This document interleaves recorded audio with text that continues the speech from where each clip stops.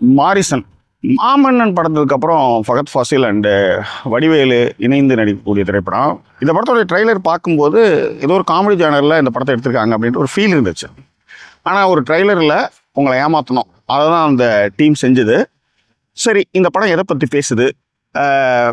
மாமன்னன் அதே மாதிரியான ஃப்ளோவில் ஃபகத் அண்டு வடிவேல் நடிச்சிருக்காங்களா? மிக முக்கியமாக வடிவேல் வந்து காமெடி முகமுடியை வந்து மாமன்னனில் கழட்டி போட்டுட்டு ஒரு குணச்சித்திர நடிகராக மாறுறாரு. அதே மாதிரியான ஒரு ஃப்ளோவை வந்து இந்த திரைப்படத்துலையும் ட்ரை பண்ணியிருக்காரு. எப்படி இருக்குது அப்படின்றத கொஞ்சம் விரிவாக பார்க்க போகிறோம். அதற்கு முன்பாக இந்த தளத்தை இதுவரை சப்ஸ்கிரைப் பண்ணாதவங்க சப்ஸ்கிரைப் பண்ணுங்கள், லைக், கமெண்ட், ஷேர் பண்ணுங்கள். ஸோ விரிவான பார்வைக்கு stay tuned with us.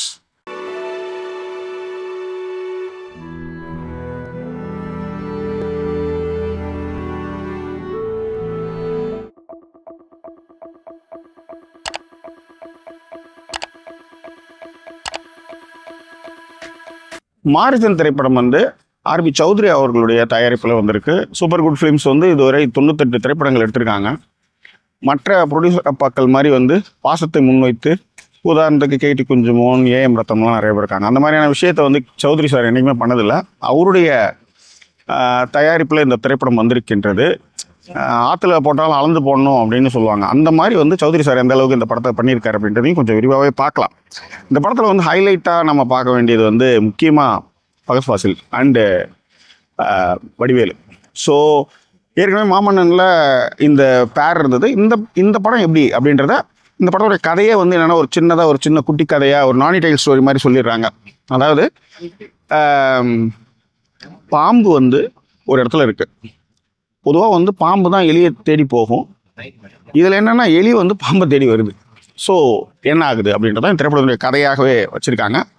So ஸ்பாய்லர்ஸ்லாம் நான் சொல்ல விரும்பல. ஸோ அதனால் அடுத்தது ஃபகத் ஃபாசில் எப்படி பண்ணியிருக்காரு அப்படின்றத பார்த்துருவோம். ஃபகத் ஃபாசில் ரொம்ப அற்புதமாக அவருடைய ப்ளே வந்து பண்ணியிருக்காரு. தயாலு அப்படின்ற கேரக்டர் உண்மையிலே ஏன்டா திருடுற அப்படின்றதுக்கு ஒரு எக்ஸ்ப்ளனேஷன் கொடுப்பாரு. நான் அவங்களுக்கு வந்து சான்ஸ் கொடுக்குறேன், அவங்களுக்கு வந்து நான் வந்து டீச் பண்ணுறேன், எனக்கு சர்வீஸ் சார்ஜாக அந்த பணத்தை எடுத்துக்கிறேன் அப்படின்னு சொல்கிற இடங்கள்லாம் வந்து ரொம்ப நல்லாவே பண்ணியிருந்தார். முக்கியமாக ஒரு ஃபோனை எடுத்து டக்குன்னு பேசுகிற ஒரு இடம் ஒன்று இருக்கும். அதில் அந்த சீன் வந்து ரொம்ப நல்லாவே பண்ணியிருந்தார். வடிவேல் தன்னுடைய குணச்சித்திர நடிப்பு, ரௌத்ரம், கோபம், ஆக்ரோஷம் எல்லாத்தையும் கொடுக்க ட்ரை பண்ணியிருக்கிறாரு. மிக முக்கியமாக அந்த காமெடி முகமூடிய மாமன்னனில் எப்படி கழட்டி வச்சாரோ அதே மாதிரி இந்த படத்துலையும் கழட்டி வச்சிருக்கிறாரு. கோர்ட் சீனில் வந்து வடிவேல் பேசுகிற அந்த சீன்ஸு அதெல்லாம் வந்து ரொம்ப நல்லாவே இருந்தது. அடுத்தது கதாபாத்திரங்களா கோவை சரளா, தேனப்பன், சரவண சுப்பையா எல்லாருமே அவங்களுடைய பாட்டை வந்து சிறப்பாக பண்ணியிருந்தாங்க.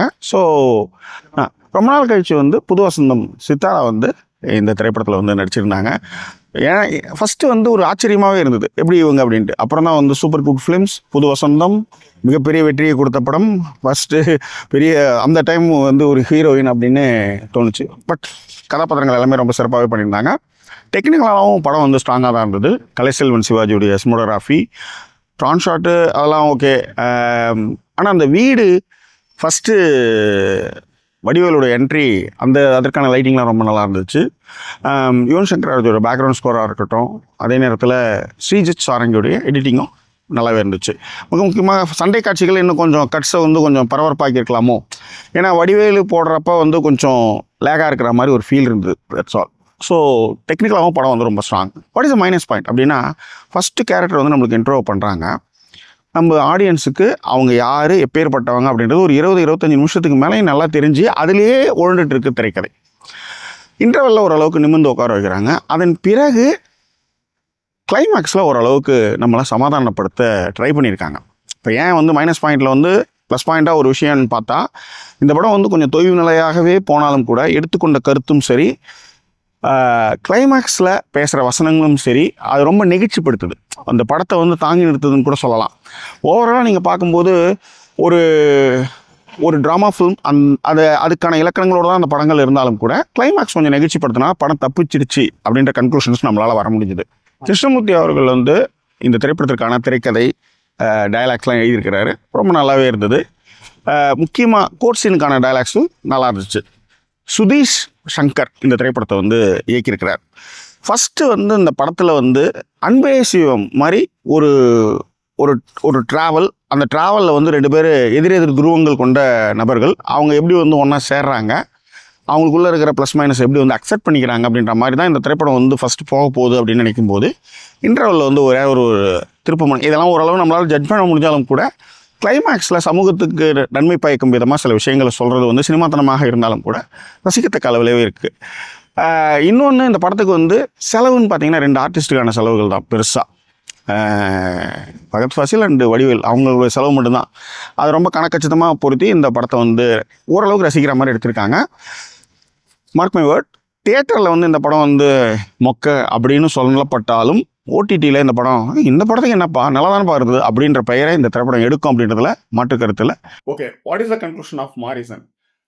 இந்த படம் வந்து ஒரு ஆவரேஜ் ஃபிலிம் தான். ஆனால் ட்ரைலர் வந்து நம்ம வந்து வேறு லெவலில் நினைக்க வச்சுருந்தது. ஒருவேளை நம்ம நிறைய படம் பார்க்கறதுனால இது வந்து ஒரு நார்மல் ஃபிலிம் அப்படின்ற மாதிரி நான் சொல்கிறேன். ஆனால் புதுசாக பார்க்குறவங்க, சினிமாவை புதுசாக அணுகிறவங்களுக்கு இந்த படம் வந்து ரொம்ப பிடிச்ச விஷயமா இருக்கும். அதனால தான் நான் ஏற்கனவே சொன்னேன், இந்த படம் வந்து படம் பார்க்கும்போது தியேட்டரில் இருக்கும்போது அது பெரிய ரெஸ்பான்ஸ் இல்லாட்டாலும் ஓடிடியில் வரும்போது இந்த படத்துக்கு வந்து பெரிய ரெஸ்பான்ஸ் இருக்கும் அப்படின்னு நான் சொன்னேன். திரைப்படம் கொடுத்தான உங்கள் கருத்துக்கள் எதனாலும் அதை பின்னோக்கங்களை தெரியப்படுத்துங்க. இன்னும் வேறொரு எபிசோட் உங்களை நான் சந்திக்கிறேன். அது ஒரு நன்றி கூறி விடைபெறுவது உங்கள் ஜாக்கி சேகர். நன்றி, வணக்கம்.